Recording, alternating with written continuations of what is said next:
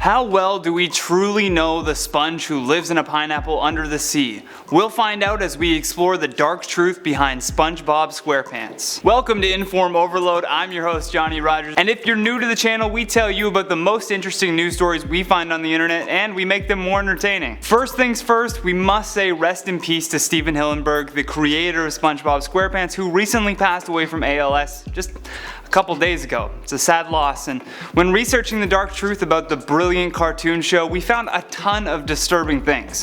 One fan theory by a user known as Giraffe Hugger on Wattpad suggested that each of the 5 main characters, being SpongeBob, Patrick, Squidward, Mr. Krabs, and Sandy, are actually the ghosts of humans that forcefully had to take over the bodies of sea creatures to survive.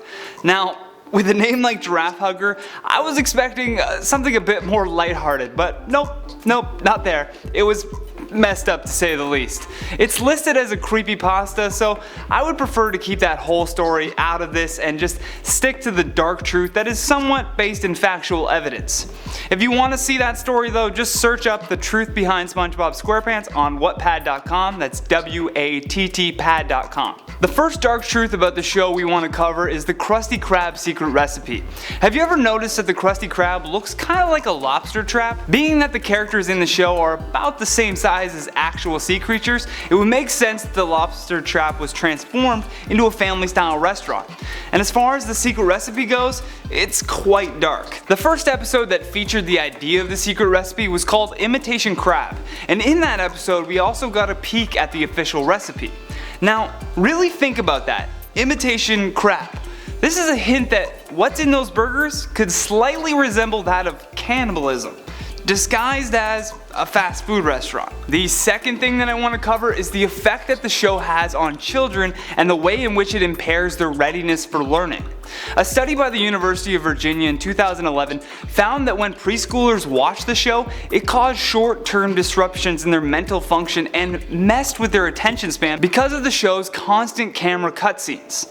The study was done by giving 4-year-old children problem-solving and/or behavioral tests shortly after watching about 9 minutes of SpongeBob and Caillou as well. Now, while Caillou showed little deviation in attention, SpongeBob actually caused impairment. The lead investigator stated that there is a possibility that children identify with unfocused and frenetic behavior, meaning fast and energetic. They actually begin to oddly adopt these characteristics.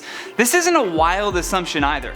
It's coming from Angeline Lillard, who is a psychology professor at the University of Virginia. Lastly, and possibly the most important takeaway, is its subliminal messaging to kids in regards to suicide. We've seen a rise in suicide and it's been attributed to many things, such as social media, online bullying, but who would have thought that Spongebob Squarepants would have an effect? The show fully embraced a dark humor, and sometimes its bizarre jokes were a little too much for a kid's show. There's an episode titled Are You Happy Now? And in one of the scenes, Squidward's eyes are bloodshot, he looks like he hasn't shaved in weeks, and as he hangs a rope from the ceiling, he says, "I can't seem to get happy. Maybe this will help." Now, the misdirect of the joke here is that he's actually stringing up a pet clam in a bird cage, which does make him smile. But still, that kind of messaging to kids is very, very dark.